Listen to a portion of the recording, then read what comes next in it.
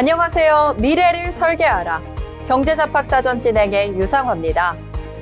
변화란 참 예측 불가한 것이죠. 일어나지 않을 것만 같던 일들이 하루아침에 변하면서 우리를 당황시키기도 하고 또 어떤 변화는 우리를 안심시키기도 합니다. 투자라는 건 이러한 변화에 현명하게 대처하는 게 필요한데요. 저희 경제잡학사전과 함께 하시면서 이런 변화에 대한 대응 전략 세워가시는 건 어떨까요? 오늘은 신예지 노무와 그리고 유지영 아나운서와 함께합니다. 안녕하세요. 안녕하세요. 네, 미증시 상황 한번 보겠습니다. 미증시에도 변화의 물결이 일어났습니다. 바로 상승을 이어가던 기술주들이 약세로 마감을 하면서 간밤 미증시는 일제히 하락으로 마감했는데요. 자세한 미증시 상황 신예지 아나운서와 함께 짚어보겠습니다. 네, 미증시 마감 시황 전해드립니다. 뉴욕 증시가 인공지능 관련 업종을 중심으로 고평가 논란이 커지면서 4일 현지 시간 약세로 마감했습니다. 이날 뉴욕 증시에서 다우존스 30지수는 전장보다 0.53% 내린 47,000선에 거래를 마쳤습니다. S&P 500지수는 전장보다 1.17% 내린 6,771선에 기술주 중심의 나스닥 종합지수는 전장보다 마이너스 2% 내린 23,000선에 각각 마감했습니다. 그럼 히트맵 열어서 오늘 미증시 종목별 움직임도 살펴보겠습니다. 대형 기술주 그룹인 매그니피센트 세븐 종목은 애플을 제외한 모든 종목이 하락했습니다. 엔비디아와 알파벳, 아마존, 메타와 마이크로소프트 등은 약세였습니다. 특히 테슬라는 주요 주주인 노르웨이 국부펀드가 일론 머스크 테슬라 CEO의 1조 달러 규모 보상안을 거절했다는 소식에 불확실성이 커지면서 주가가 5.15%가량 하락했습니다. 이날 M7 빅테크 가운데 AI 경쟁력이 가장 뒤처지는 것으로 평가받는 애플만 상승했습니다. 한편 코카콜라와 월마트 등 필수 소비주들은 선방하는 모습을 보였는데요. 미국의 셧다운 국면이 지속되면서 관제사 부족으로 인해 항공기 이착륙 지연이 이어지자 항공주 역시 큰 폭의 하락세를 보였습니다. 다음으로 글로벌 이슈 살펴보겠습니다. 일본 증시 대표 주가 지수인 니케이 225 평균 주가가 5일 급락세로 돌아서면서 6거래일 만에 5만 선을 내줬습니다. 니케이 지수는 이날 오전 10시 46분 전거래일보다 3.78% 내린 49,548을 기록하는 모습 보였습니다. 장중한 때는 49,301까지 떨어졌습니다. 니케이 지수가 5만 선을 하회한 것은 6거래일 만입니다. 니혼게이자이 신문은 간밤 미국 기술주가 하락한 흐름을 이어받아 소프트뱅크 그룹이나 도쿄 일렉트론 등 반도체나 인공지능 관련주에 매도 주문이 몰렸다고 해석했습니다. 다음 소식 비트코인 관련 소식입니다. 가상자산 시가총액 1위 비트코인 가격이 지난 6월 이후 처음으로 10만 달러 선이 붕괴하면서 시장 불안감을 자극하고 있습니다.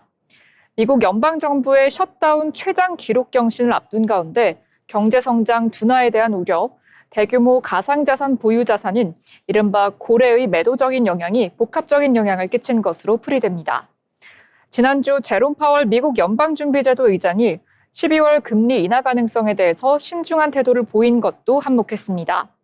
다만 펀드 스트렛은 여전히 비트코인 연말 목표가를 15만에서 20만 달러로 제시하면서 반등 가능성을 열어두고 있습니다. 다음 소식입니다. 이어서 미국 연방정부의 셧다운 관련 소식인데요. 미국 연방정부 셧다운이 사상 최장 기록을 세울 전망입니다. 상원이 단기 예산안을 또다시 부결시키면서 의회 교착 상태가 이어지고 있기 때문입니다. 이날 상원에서는 공화당이 추진한 임시 예산안인 14번째 포결에서도 통과에 실패했습니다. 해당 법안은 현 수준의 연방자금 지원을 일시적으로 재개하는 내용을 담고 있었습니다. 그러나 민주당은 이에 반대하며 의료와 복지 등 주요 정책 분야에 대한 추가 지출을 포함한 예산안을 요구하고 있습니다. 이에 따라 이번 셧다운은 5일로 36일째를 맞고 있는데요. 2019년 초 도널드 트럼프 대통령 당시 발생한 35일짜리 셧다운 기록을 넘어설 것으로 보입니다. 다음 소식입니다. 미국 연방정부의 셧다운이 최장 기록 경신을 앞두고 있다는 소식 전해드렸는데요. 이에 다급해진 트럼프 대통령, 공화당의 이른바 핵 옵션 사용을 요구했다고 합니다. 하지만 공화당이 이에 동조할지는 불투명해서 셧다운 상태의 장기화가 불가피한 상황입니다. 셧다운 장기화로 연방 공무원의 무급 휴직이 이어지게 되고 식품 보조금이나 복지 서비스 중단 등 서민 생활 전반에 피해가 확산하고 있다는 소식이었습니다. 네, 그럼 이어서 M7 개별 종목별 소식 살펴보겠습니다. 먼저 테슬라 소식입니다. 월가에서 팔란티어발 기술주 매도세가 발생하고 노르웨이 국부펀드가 일론 머스크 테슬라 최고 경영자의 1조 달러 급여안에 반대를 하고 나서자 테슬라 주가가 5% 이상 급락했습니다. 4일 뉴욕 증시에서 테슬라는 5.15% 급락한 444.26달러로 정규장을 마감한 데 이어서 시간의 거래에서도 0.41% 하락하는 모습을 보였습니다. 이로써 시총도 1조 4,780억 달러로 줄었는데요. 일단 팔란티어발 기술주 매도세가 증가하면서 주요 기술주가 일제히 급락하자 테슬라도 덩달아 하락하는 흐름을 보였습니다. 다음 M7 소식, 엔비디아 소식입니다. 영화 빅쇼트의 실제 주인공인 공매도 투자자 마이클 버리가 현지 시간 4일 인공지능 거품론에 다시 불을 질렀습니다. 버리의 투자회사 사이온 자산운용은 공시에서 팔란티어 500만 주, 엔비디아 100만 주 규모의 풋옵션을 갖고 있다고 밝힌 바 있습니다. 풋옵션이라 함은 주가가 미리 하락하면 시가보다 높은 가격으로 주식을 매각해 이익을 챙길 수 있는 권리입니다. 2008년 금융위기 당시 서브프라임 모기지 붕괴를 정확하게 예측해 돈방석에 앉고 금융시장에 큰 손이 된 버리는 지금의 AI 관련주 상승세가 과도하다는 평을 내렸는데요. 그 충격에 이날 AI 종목들이 영향을 받은 것으로 풀이됩니다. 네, 이렇게 미증시 마감 시황 관련해 전해드렸는데요. 오늘 미증시 같은 경우에 아마존까지 이어서 설명드려보겠습니다. 아마존 클라우드 서비스가 오픈 AI와 대규모 계약을 체결한 것은 그동안 인공지능 인프라에 대해서 대규모 투자를 지속해온 성과라는 평가 때문으로 분석됩니다. 4일 인베스팅닷컴에 따르면 투자은행 HSBC는 보고서를 내고 아마존의 목표 주가를 기존 285달러에서 300달러로 높여서 내놨습니다. HSBC는 아마존이 주요 빅테크 기업들 가운데 가장 공격적으로 데이터 인프라 서버를 늘려온 것 성과가 대규모 수주로 이어졌다고 평가했습니다. 네, 이렇게 M7 이슈 살펴봤는데요. 미증시 전반적으로 뉴욕 증시가 하락세로 거래를 마감한 하루였습니다. 전일장 마감 후 호실적을 발표한 팔란티어가 밸류에이션 부담으로 급락하자 AI 관련 업종의 고평가 논란이 재차 부각이 되면서 3대 지수가 일제히 하락세로 거래를 마감한 건데요. 국제금값은 한편 달러 가치가 3개월 만에 최고치를 기록한 가운데 하락세를 보였습니다. 4일 CNBC 방송에 따르면 뉴욕 상권증권거래소에서 금 현물 가격은 전거래일 대비 1.5%가량 하락했다고 밝혔습니다. 이상 미증시 마감 시황 전해드렸습니다. 네, 신예지 아나운서와 함께 미증시와 글로벌 이슈 함께 알아봤습니다. 간밤 미증시 하락의 영향이 일본 증시까지 영향을 미치는 모습이었는데요. 더불어서 오늘 국내장도 조정을 받는 모습이었습니다. 이럴 때일수록 예의주시하시면서 현명한 대응 전략 세워가시면 좋겠습니다. 이어서 놓치기 쉬운 소식들을 정리해드리는 국내장 종목 뉴스 시간입니다. 노무아 아나운서가 준비했습니다. 전해주시죠. 네, 오늘장 종목 뉴스 전해드리도록 하겠습니다. 최근 에이펙 정상회의를 계기로 열린 한미 정상회담이 있었죠. 이어서 한중 정상회담까지 이어지면서 콘텐츠 업계에는 새로운 바람이 불고 있는데요. 바로 한한령, 바로 중국의 한류 금지령 해제에 대한 기대감이 불어들고 있습니다. 그동안 K 콘텐츠는 전 세계적으로 열풍을 일으켰지만 정작 14억 인구의 중국 시장은 굳게 닫혀만 있었는데요. 하지만 이번 정상회담을 계기로 콘텐츠 스타트업들이 중국 시장에 진출할 수 있는 가능성이 열렸습니다. 한한령 해제에 대한 기대감이 콘텐츠 시장을 어떻게 바꿀 수 있을지 그 가능성을 짚어보려고 하는데요. 먼저 현재 상황부터 살펴보시면요. K 콘텐츠의 세계적인 열풍에도 불구하고 콘텐츠 관련 스타트업의 성장은 굉장히 더뎠습니다. 벤처 투자 플랫폼 더 VC에 따르면 관련된 투자 금액은 계속해서 감소세를 보였는데요. 2021년 1조 3,586억 원에 달하던 투자 금액, 2024년에는 3,516억까지 감소했습니다. 올해 3분기까지의 누적 투자 금액은 642억에 불과하다고 하는데요. 무려 작년 연간 투자 금액의 5분의 1에 달하는 수준입니다. K 콘텐츠가 세계적으로 인기를 끄는 와중에도 전반적인 투자는 오히려 줄어든 건데요. 그 이유 중에 하나가 바로 14억 거대 시장인 중국 시장이 막혀 있었기 때문입니다. 때문에 게임업계는 중국 시장의 개방이 현실화될 경우에 새로운 성장 기회를 맞이할 수 있을 것이다 라고 긍정적으로 전망을 하고 있습니다. 대표적인 사례가 바로 넥슨입니다. 넥슨은 중국 내 던전 앤 파이터의 인기에 힘입어서 폭발적인 성장을 한 사례가 있는데요. 당시 넥슨은 한알령 문제를 뛰어넘기 위해서 텐센트 게임즈와 협력을 했었습니다. 게임 플랫폼 및 게임 제작 스타트업 대표들은 이렇게 말합니다. 한국이 대부분 게임 회사는 중국 덕분에 먹고 산다고 해도 과언이 아니다. 진출할 수 있는 콘텐츠 시장이 넓어진다면 당연히 플랫폼 기업은 연쇄적으로 영향을 받는다. 결국 도덱사가 돈을 벌어야 플랫폼도 같이 돈을 버는 구조입니다. 게임뿐만이 아닙니다. 요즘 굉장히 유행하고 있는 짧은 포맷이죠. 쇼츠와 같은 콘텐츠 역시 중국 시장의 개방을 주목하고 있습니다. 캐릭터 AI 솔루션을 기반으로 다양한 IP 기업과 협업하고 있는 셀렉트스타. 그동안은 중국 시장을 주요한 시장으로 보진 않았습니다. 한알령 등으로 인한 콘텐츠 진출에 장벽이 있었기 때문인데요. 하지만 셀렉트스타의 관계자는 관련 규제가 풀린다면 시장이 조금 더 활성화될 것이라고 기대감을 전했습니다. 벤처캐피털 업계 관계자도 관련된 분위기를 감지를 하고 있습니다. 에이펙 정상회의 전부터 텐센트 등 중국 플랫폼과 관련된 중국 출장이 늘어났다고 하는데요. 중국 기업들도 이 같은 시장을 이미 유지하고 있다는 점입니다. 그리고 K 콘텐츠 시장의 개방은 K 굿즈 등 한류를 기반으로 한 각종 상품에도 긍정적인 파급 효과를 줄 예정입니다. 중국 시장 고자기관인 아이리서치에 따르면 콘텐츠에서 파생된 서브컬처 중국 시장 규모는 2016년 53억 위안에서 2023년에는 1,024억 위안으로 무려 53.74%나 증가했습니다. 2024년 서브컬처에 대한 소비자 수는 무려 5억 명에 이르는 것으로 추산이 되는데요. 즉, 콘텐츠가 열리면 캐릭터와 상품, 그리고 굿즈 등 다양한 연관 산업 전체가 함께 성장할 수 있다는 전망입니다. 정리하자면 한중 정상회담을 계기로 한알령 해제에 대한 기대감이 고조되고 그리고 게임업계는 넥슨 사례를 통해 중국 시장의 폭발력을 확인하고 있습니다. 그리고 K굿즈 등 연관 산업 전체에 긍정적인 파급 효과가 기대되는데요. 중국은 14억 인구의 거대한 시장입니다. K 콘텐츠가 전 세계에서 사랑받고 있지만 정작 가장 가까운 중국 시장은 닫혀 있었는데요. 이번 정상회담을 계기로 그 문이 열릴 가능성 조금씩 늘어나고 있습니다. 콘텐츠 기업들에게는 새로운 성장 동력을, 그리고 투자자들에게는 새로운 기회를 제공할 수 있는 투자의 전환점이 될 수 있습니다. 한알령 해제가 현실이 될지, 그리고 그것이 콘텐츠 업계에 어떤 변화를 가져올지 앞으로의 행보가 주목됩니다. 지금까지 오늘장의 핫트렌드 소개해드리는 종목 뉴스였습니다. 네, 노무아 아나운서와 함께 국내장 종목 뉴스 짚어봤습니다. 이제는 콘텐츠가 단순한 놀이 문화를 넘어서 국가적인 발전으로 이어지고 있는데요. 한국과 중국의 긍정적인 협업이 이어질 수 있을지 함께 지켜보시면 좋을 것 같습니다.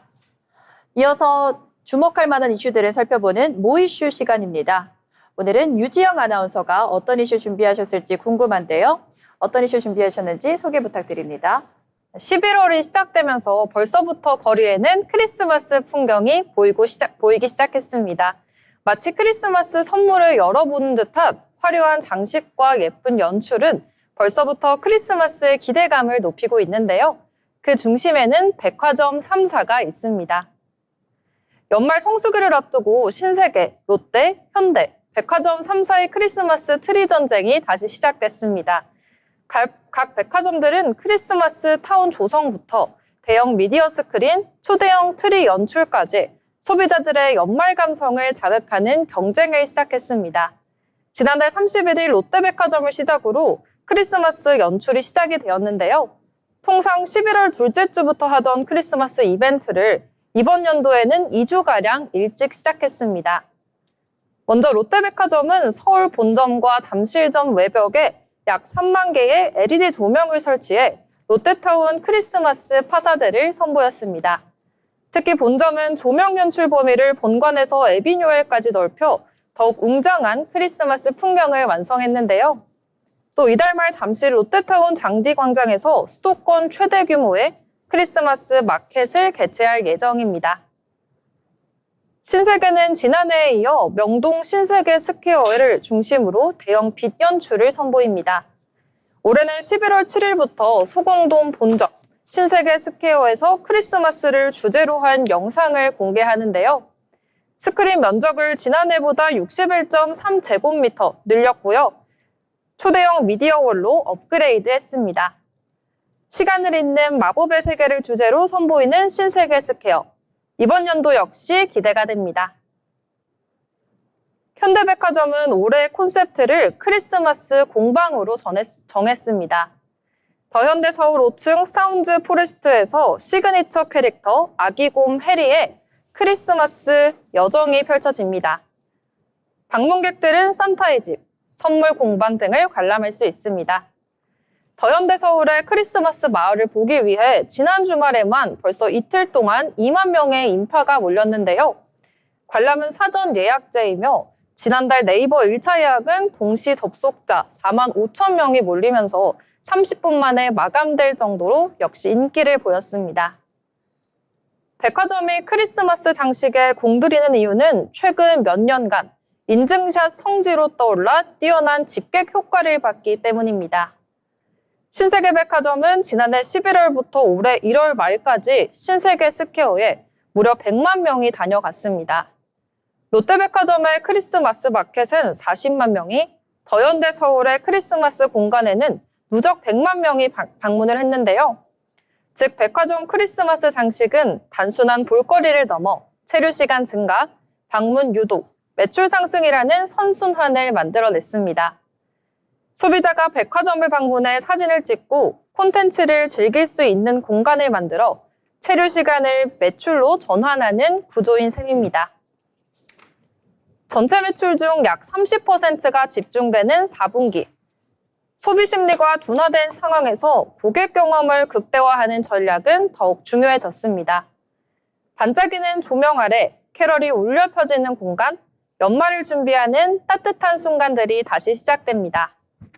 백화점의 크리스마스 풍경은 우리에게 가장 먼저 다가오는 연말 선물일지도 모릅니다. 지금까지 모이슈였습니다.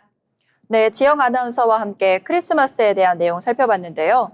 바람이 차가워질수록 크리스마스에 대한 분위기는 물씬 달아오르게 됩니다. 올해도 역시나 백화점마다 다양한 컨셉으로 크리스마스에 대한 분위기를 준비했다고 하니까요. 저도 벌써부터 기대가 됩니다. 자, 이어서 살펴볼 내용은요. 오늘장 경제 이슈를 돌아보는 뉴스 브리핑 시간입니다. 오늘은 신예지, 유지영 아나운서가 준비했습니다. 먼저 신예지 아나운서 전해주시죠. 네, 오늘장 경제 이슈를 전달해드리는 뉴스 브리핑 시간입니다. 먼저 정부의 대책 관련 헤드라인입니다. 정부의 11호 대책에도 불구하고 2026년 상반기 주택 가격이 상승할 것이라는 전망이 나왔습니다. 대출 규제 강화로 전세, 월세화가 동반되고 있어 신축 물건이 부족한 아파트 시장을 중심으로 전월세 가격의 추세적인 상승 또한 예상되고 있습니다. 5일 부동산 R114는 지난달 22일부터 이달 2일까지 전국 1,458명을 대상으로 2026년 상반기 주택시장 전망 설문조사를 실시한 결과 응답자의 절반 이상이 상승을 전망했다고 밝혔습니다. 이는 2021년 하반기 전망조사에서 상승 전망이 62%를 기록한 이후 5년 만에 가장 높은 수치입니다. 과거 1위에서 2순위로 뽑혔던 국내외 경기 회복 속도 등 대외 경제 여건과 한국은행 기준금리 동결 및 인하 여부는 핵심 이슈에서 밀리는 분위기입니다. 최근 대외 경제 여건 개선에 따라 주식 등 금융시장의 수익률이 높아졌고 기준금리는 동결 및 인하가 천천히 이뤄지고 있기 때문인 것으로 분석됩니다. 다음 소식입니다. 코스피 관련 뉴스입니다. 코스피 지수가 미국발 인공지능 고평가 논란에 충격을 받으면서 5일 장중 3,900선이 붕괴되는 모습을 보여줬습니다. 코스피와 코스닥 양대 증시가 6% 안팎으로 폭락하자 한국거래소는 각각 7개월과 15개월 만에 매도 사이드카를 발동했습니다. 이날 오전 11시 현재 코스피 지수는 전일비 4.8% 하락한 3,920.09를 기록하는 모습도 보였습니다. 이날 1.61%의 급락세로 출발한 코스피 지수는 장 초반 패닉셀 물량이 쏟아지면서 하락폭을 키웠고 4,000선과 3,900선을 잇따라 무너뜨리는 모습을 보여줬습니다. 오전 10시 33분께는 코스피 지수가 6.16% 내린 3,867.81까지 떨어지기도 했습니다. 지수가 급락하자 한국거래소는 이날 오전 코스피 매도 사이드카를 발동한 데 이어 10시 26분에는 코스닥 매도 사이드카도 발동했습니다. 코스피와 코스닥 시장에 매도 사이드카가 발동된 건 각각 7개월과 15개월 만입니다. 매도 사이드카는 선물 시장의 급등락이 현물 시장에 영향을 미치는 것을 방지하기 위한 제도로 코스피 200 선물, 코스닥 150 선물이 전일 종가 대비 5% 하락이 1분간 지속될 경우 발동됩니다. 이날 증시 급락은 미국에서 불거진 AI 버블론 영향에 투심이 급격히 쪼그라든 영향으로 풀이가 됩니다. 다음 뉴스 AI 거품 관련 뉴스입니다. 5일 인공지능 업종 고평가 우려에 위험 회피 심리가 세계적으로 확산하면서 국내 주식시장과 원화 가치도 일제히 하락하는 모습을 보였습니다. 코스피가 장중 5% 넘게 밀리면서 3,900선 아래로 떨어졌고 원달러 환율도 1,450선에 다가서며 7개월 만에 가장 높은 수준으로 뛰었습니다. 뉴욕 증시는 간밤 AI 업종 과대평가 우려에 하락했습니다. NA농협은행 전문위원은 10월 말 APEC 시장 무렵 외국인 차익 실현 움직임이 있었고 정상회담과 대미 투자 협상 등의 호재가 다 나오고 나자 11월 국내 주식 외국인 매도세가 가속했다며 당국 개입의 경계감에도 불구하고 환율이 급등하는 분위기라고 밝혔습니다. 지금까지 뉴스 브리핑 전해드렸습니다. 네, 이어서 유지영 아나운서가 소식 전해주겠습니다. 네, 2025년 10월 소비자 동향지수 소식입니다. 국가데이터처가 11월 4일 발표한 10월 소비자 물가 동향에 따르면 지난달 소비자 물가지수는 117.42로 1년 전보다 2.4% 올랐는데요. 이는 지난해 7월 2.6% 이후 가장 높은 수치입니다. 올해 초부터 2%대 안팎을 유지하던 상승률은 지난 8월 SK텔레콤의 통신요금 감면 영향으로 1.7%대로 내려왔다가 9월부터 다시 2%대로 올라왔습니다. 이번 물가 상승에는 긴 추석 연휴가 영향을 미쳤습니다. 8년 만에 가장 긴 연휴로 여행과 숙박 수요가 몰리면서 콘도 이용료는 26.4% 급등했고 승용차 임차료, 해외 단체 여행비가 각각 10%대 상승했습니다. 농축수산물 가격도 오름세를 보였습니다. 농축수산물 물가는 3.1% 뛰며 전체 물가 상승에 0.25%포인트 기여했습니다. 특히 농산물 중 잦은 비로 출하가 늦어지며 쌀은 21.3%, 찹쌀은 45.5%나 올랐습니다. 석유류 가격도 4.8% 상승했는데요. 지난 2월 6.3% 상승 이후 8개월 만에 최고 상승폭을 기록했습니다. 작년 10월 국제유가 하락에 따른 기저효과와 최근 환율 상승 등이 영향을 미쳤습니다. 체감 물가가 다시 높아지는 만큼 향후 물가 흐름을 면밀히 지켜볼 필요가 있겠습니다. 다음 소식입니다. 다음은 인공지능 AI 챗GPT 관련 소식인데요. 이번 달 말로 서비스 3주년을 맞는 챗GPT. 2022년 11월 첫 출시 이후 전 세계를 급격한 AI 혁명을 만들어냈습니다. 그런데 챗GPT의 국내 월간 신규 설치 건수가 8개월 만에 100만 건 밑으로 떨어졌습니다. 11월 4일 IG AWorks의 모바일 인덱스에 따르면 챗GPT의 지난 10월의 신규 설치는 94만 3,153건으로 집계가 됐는데요. 이는 전달인 지난 9월 134만 8,320건과 비교해 3분의 2 수준으로 하락한 것입니다. 신규 설치가 100만 건을 하회한 것은 지난 2월 이후 무려 8개월 만입니다. 다만 이용자 규모는 증가세를 이어가고 있습니다. 챗GPT 월간 활성 이용자는 완만한 상승세를 이어가고 있는데요. 지난달 챗GPT 이용자는 1,304만 8,025명으로 처음으로 1,300명을 넘어섰습니다. AI 서비스 이용 방식이 초기 호기심 중심에서 유지 사용자, 즉 고정 이용층 중심으로 돌아가고 있다는 분석이 나옵니다. 한편 챗GPT 개발사 오픈AI는 현재 2027년을 목표로 최대 1조 달러 규모의 IPO 사전 정지 작업을 진행 중이고 초기 투자자인 마이크로소프트와 관련 합의도 마무리된 것으로 보입니다. 사용 행태에서 양극화 현상이 보이는 챗GPT. 앞으로 기술 고도화와 상용화 전략이 AI 시장 지형에 또 어떤 변화를 가져오게 될지 주목됩니다. 네, 오늘 숨고르기에 나선 모습이었습니다. 그동안 쉼없이 올라온 만큼 오늘은 조금 쉬어가는 모습이었는데요. 투심이 약간은 주춤하는 이런 때 매수와 매도에 대한 전략 다시 한번 세워보시면 좋을 것 같습니다.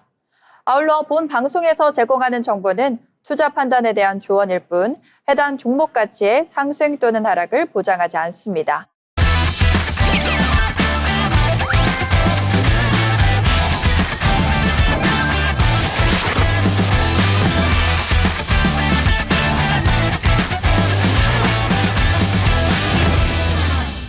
이번 순서는 투자의 고수가 되고 싶은 아나운서들이 주식 그리고 경제 이야기 나눠보는 시간입니다. 먼저 오늘장 국내 증시 마감부터 살펴보고 오겠습니다. 노무 아나운서 전해주시죠. 네, 11월 5일 수요일 오늘자 마감 시황 전해드립니다.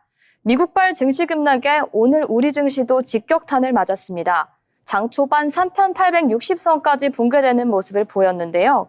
이후 소폭 상승하면서 간신히 4,000선을 지켜냈습니다. 지난해 8월 5일 블랙 먼데이 사태 이후 최대 규모의 하락이었습니다. 자세한 상황 지수와 함께 살펴보도록 하겠습니다.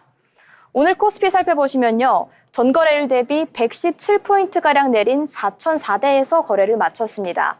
장 초반 급락하면서 3,800선까지 밀리는 모습을 보여줬지만 이후 반등에 성공하면서 전거래일 대비 2.85% 마친 선에서 거래를 마쳤습니다. 수급 살펴보시면요. 오늘 개인이 무려 2조 5천억 원어치를 순매수했습니다. 그러나 기관과 외국인이 각각 792억 원, 그리고 2조 5천억 원가량을 받아치우면서 전반적인 하락장을 주도했습니다. 다음으로는 코스닥 상황 살펴보도록 하겠습니다. 오늘 코스닥 역시 코스피와 비슷한 흐름을 보였는데요. 전거래일 대비 24포인트 내리면서 901선에서 거래를 마쳤습니다. 코스닥 역시 코스피와 마찬가지로 개장 직후 하락 출발해 장중 870선까지 내려가는 모습을 보였습니다. 그렇지만 이후 반등에 성공하면서 결과적으로 전거래일 대비 2.66% 내린 선에서 거래를 마쳤습니다. 이렇게 코스피와 코스닥 흐름 살펴봤는데요. 다음으로는 시가총액 상위 종목들의 상황도 살펴보도록 하겠습니다. 먼저 코스피 시가총액 상위 10개 종목인데 전반적으로 파란불 켜냈습니다. 삼성전자와 SK하이닉스, 반도체 투탑 대장주의 하락이 돋보였는데요. 삼성전자의 경우에는 전거래일 대비 4.1% 하락하면서 10만 600원의 거래를 마쳤고 SK하이닉스의 경우에는 전거래일 대비 1.19% 하락한 57만 9천 원 선에서 거래를 마쳤습니다. 전반적으로 다른 대장주들의 상황도 좋지는 않았습니다. 현대차 2.72% 하락, 두산 에너빌리티의 경우에는 큰 낙폭을 보였습니다. 무려 6.59% 하락하며 8만 3,600원 선의 거래를 마쳤습니다.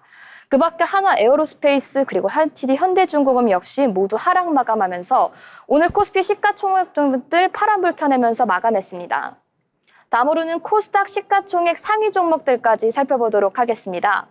알테오젠 전거래일 대비 3.64% 하락하며 2만 원 내린 52만 9천 원의 거래를 종료했습니다. 에코프로비엠과 에코프로를 필두로 한 2차 전지주의 흐름도 좋지는 않았는데요. 에코프로비엠의 경우에는 전거래일 대비 2.41% 하락한 15만 7,900원 선에서 거래를 마쳤습니다. 전반적으로 상위 종목들의 상위까지 살펴봤는데요. 오늘 코스피의 급락으로 유가증권 시장에서는 사이드카가 발동됐습니다. 그렇지만 전문가들은 국내 증시의 하락은 추세의 전환은 아니고 최근 급등에 따른 단기 과열 해소라고 판단을 한다고 밝혔는데요. 중장기적인 관점에서 AI와 그리고 기술주 모멘텀이 부러진 것은 아니다라는 분석도 내놨습니다. 전거래일 4,200을 돌파하면서 새로운 역사를 썼던 우리 증시, 오늘은 한 템포 쉬어가는 모습을 보였습니다. 지금까지 마감 시황 전해드렸습니다. 네, 노무 아나운서와 함께 오늘장 마감 상황 전해드렸습니다. 이어서 코스피, 코스닥 상황 알아봤으니 특징주 함께 알아보는 시간 있겠습니다. 먼저 신예지 아나운서가 준비하셨습니다. 네, 오늘의 특징주 전해드립니다. 오늘의 특징주는 LG U+입니다. 코스피가 4% 이상 급락한 하락장 속에서도 통신주가 방어주로 주목받고 있습니다. 변동성이 확대되는 가운데 안정적인 배당과 견조한 실적 전망이 부각된 것으로 풀이됩니다.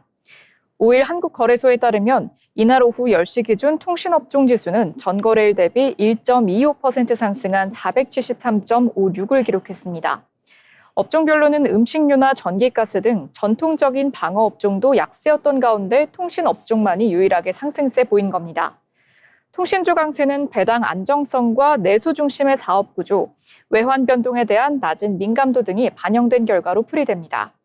변동성이 확대되면 실적 예측 가능성이 높은 종목군으로 자금이 이동하는 경향이 있습니다. 5일 오전 LG유플러스는 전일 대비 6.25% 오른 15,460원에 거래되는 모습 보였습니다.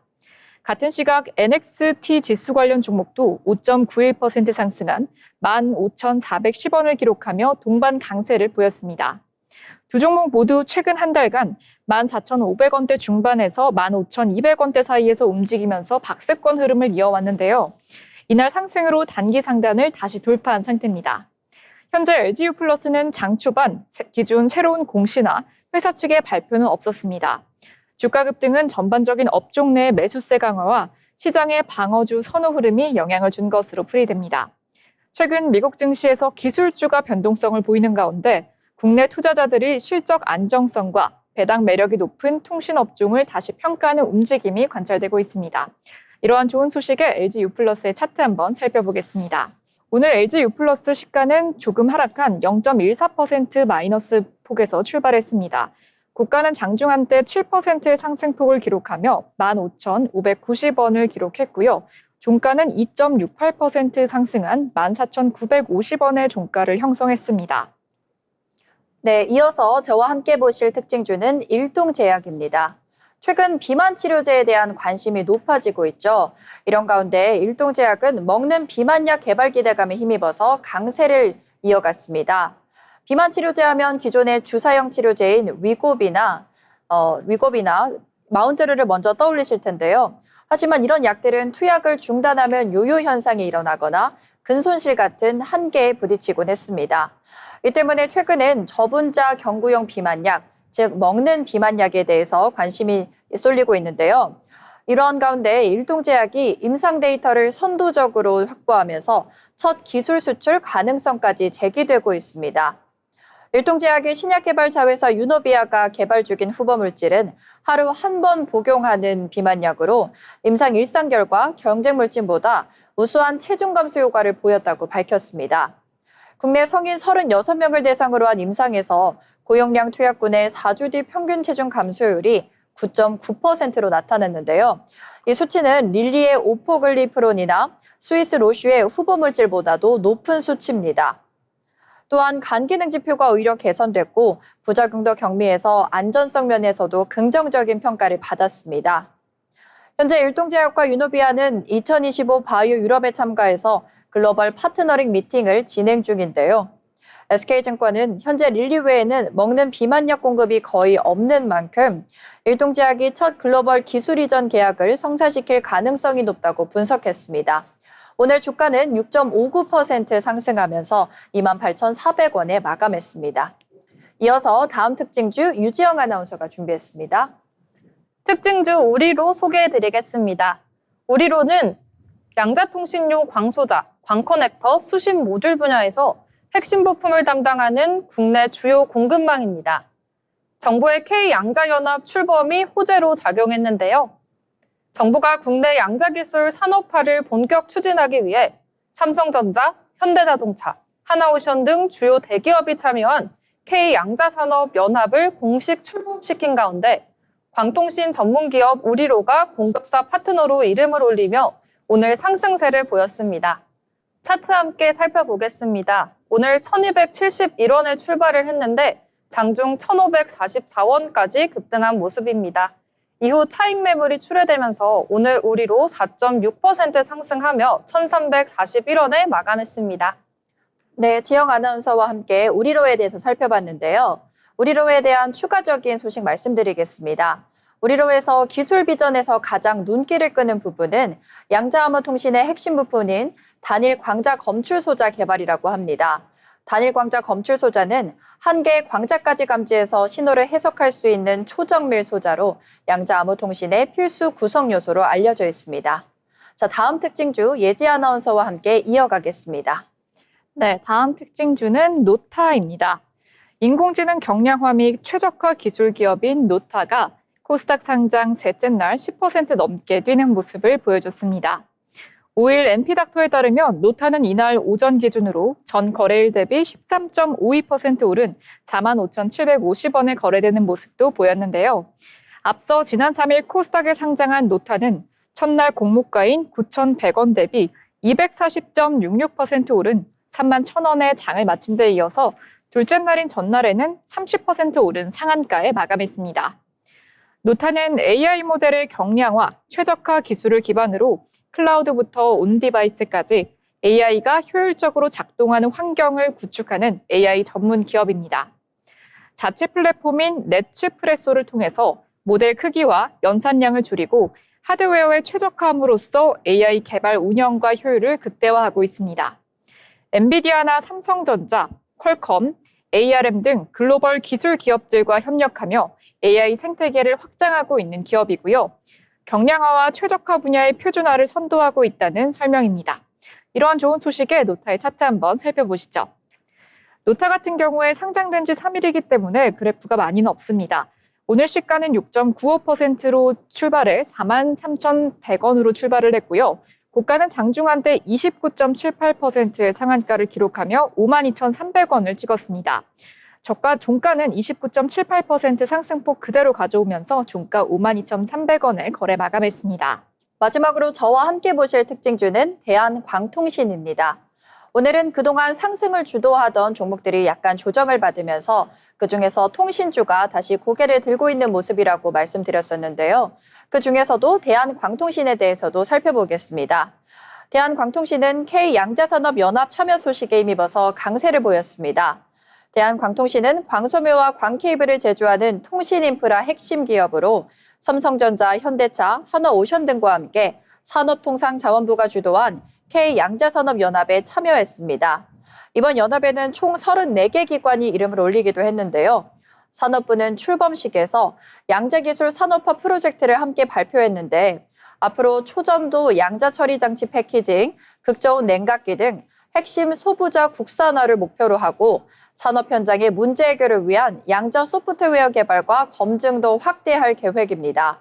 이처럼 양자 기술과 소부장 국산화 정책이 맞물리면서 자체 기술력을 보유한 대한광통신이 오늘 강세였습니다. 주가는 이날 17.93% 상승하면서 3,025원으로 마감했습니다. 이렇게 오늘의 특징주까지 다 알아봤고요. 이어서 자신만의 색깔을 가진 스토리로 주목을 받는 기업들이 있습니다. 오늘의 기업사전 유지영 아나운서가 준비했습니다. 전해주시죠. 오늘 HLB 그룹에 대해서 소개해드리겠습니다.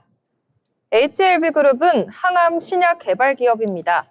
오픈 이노베이션 시스템을 도입하여 글로벌 네트워크를 통해 확보한 다양한 항암 신약 물질을 기반으로 글로벌 항암 전문 기업으로 성장해 나가고 있는 기업입니다. 1975년에 설립되어 오늘에 이른 HLB 기업사는 대한민국 제조업 역사의 축약본입니다. HLB 그룹주에는 HLB 바이오스텝, HLB 글로벌, HLB 생명과학, HLB 제약 등이 있습니다. 각 계열사는 항암 치료제 개발, 바이오 진단 플랫폼, 헬스케어 글로벌 사업 등 다양한 분야에서 시너지를 내며 그룹의 성장 전략을 추진하고 있습니다. 최근 HLB 그룹에 호재가 있습니다. 글로벌 자산운용사 LMR 파트너스로부터 약 2천억 원 규모의 투자를 유치했다는 소식입니다. 세계적인 투자은행 UBS가 딜을 단독 주관했으며 투자금은 HLB 미국 자회사 엘레바의 신약 개발 및 글로벌 상업화에 쓰일 예정인데요. 이번 투자는 신약 개발뿐 아니라 진단, 예방, 치료로 이어지는 바이오 전주기 생태계 조성의 가능성을 보여준 사례로 평가받고 있습니다. 또한 신약 개발 회사에 대한 투자로는 전례 없는 규모라는 점도 주목할 만합니다. 일반적으로 신약 개발 회사가 기술 이전이나 빅파마와의 공동 개발 협력을 통해 자금을 조달하는 경우는 있지만 개발 단계에 있는 기업이 글로벌 펀드로부터 대규모 자금을 유치하는 사례는 드물기 때문입니다. 전문가들은 이번 딜이 가능했던 배경으로 글로벌 IR 네트워크를 통해 신뢰를 쌓아온 글로벌 파트너들에게 꾸준한 기업 설명회로 회사의 가치가 알려지고 투자자와 회사 모두에게 이익이 되는 거래 구조를 설계한 점을 꼽습니다. 현재 HLB는 미국 식품의약국의 간암 1차 치료제로 리보세라닙 캄넬리주맙 병용요법에 대한 신약 허가 재신청을 준비 중입니다. 올해 말에서 내년 1월 중에는 가능할 것으로 예상을 하고 있는데요. 특히 이 병용 치료제는 여러 임상 결과를 통해 글로벌 간암 치료 패러다임을 바꿀 잠재력을 가진 후보로 평가받고 있습니다. 또한 FGFR2 변이 포적 치료제인 리라푸그라티닙 역시 담관한 2차 치료제로 내년 1월 말쯤 FDA의 신약 허가를 신청할 예정입니다. 리라푸그라티닙은 임상 결과 기준 치료제 대비 부작용은 적고 약효가 뛰어난 것으로 나타나 학계의 주목을 받고 있는데요. 특히 FDA로부터 혁신 신약으로 지정돼 심사 기간이 6개월로 단축될 것을 기대하고 있습니다. 두 신약 모두 허가 로드맵이 가시권에 있습니다. HLB의 목표는 내년 하반기 두 개의 항암 신약을 보유한 글로벌 신약 기업으로 도약하는 것인데요. 간암 신약이 허가를 받으면 미국 종합암 네트워크 가이드라인 등재를 통해 선낭암, 흉선암, 적응 중으로 리보세라닙 단독 요법 처방을 확대할 계획입니다. 희귀 고형암 영역까지 포트폴리오를 확장해 수익성 제고에 나서겠다는 방침입니다. 이처럼 HLB그룹은 항암 신약 개발을 중심으로 글로벌 바이오 생태계 구축을 가속화하고 있습니다.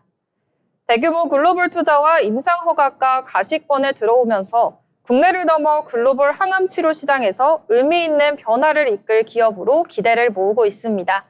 이어서 투자 리포트 살펴보는 시간입니다. 이번 시간에는 신예지 아나운서가 준비했습니다. 전해주시죠. 네, 시장 흐름과 산업을 분석하는 투자 리포트 시간입니다.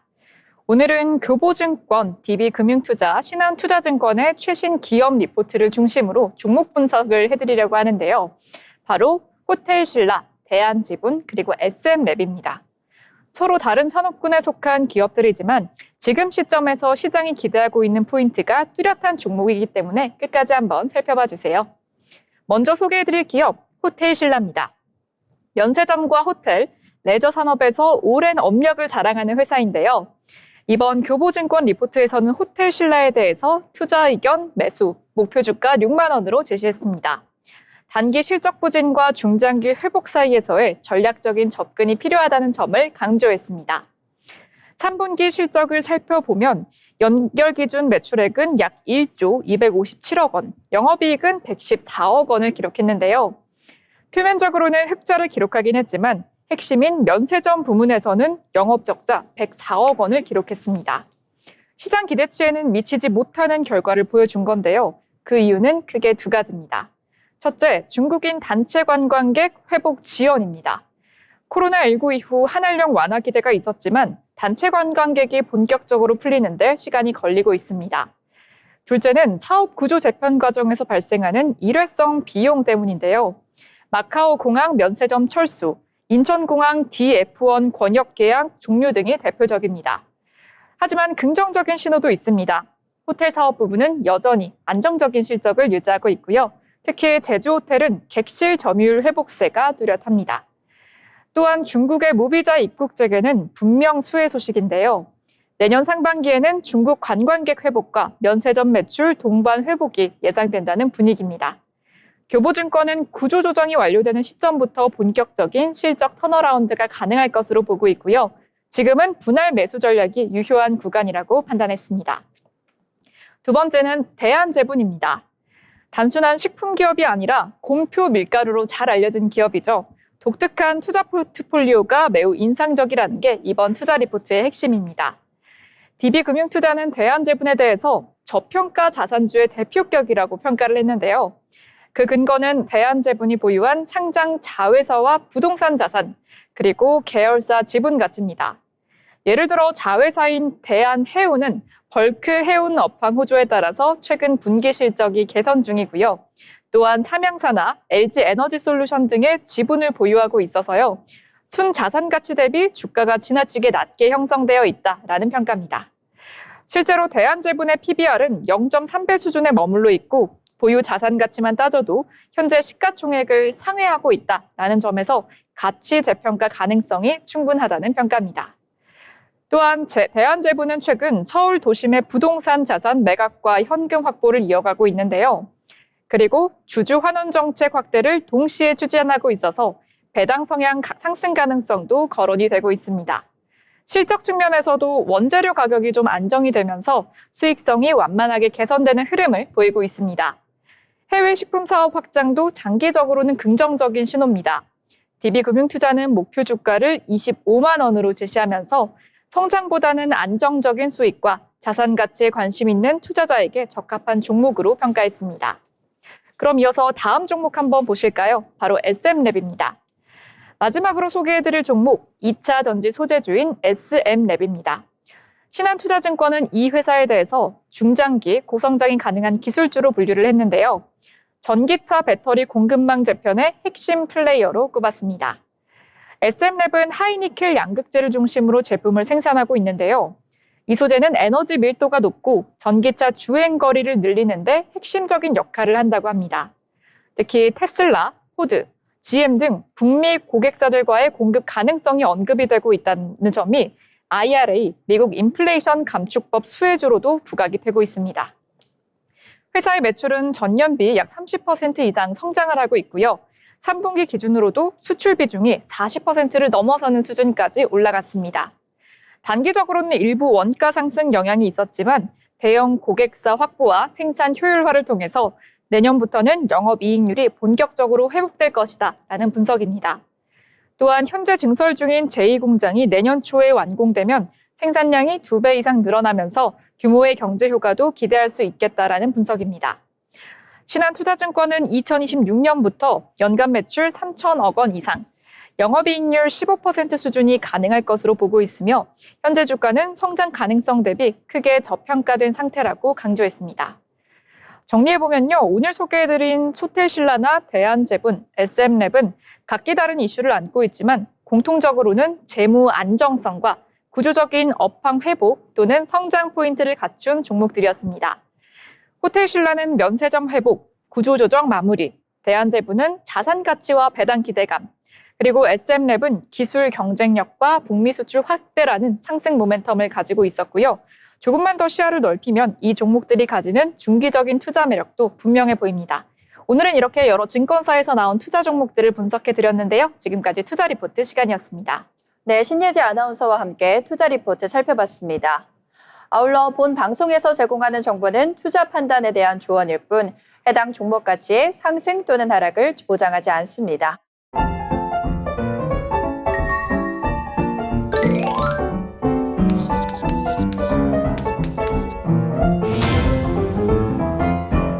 네, 오늘 이렇게 경제잡학사전 함께 살펴봤는데요.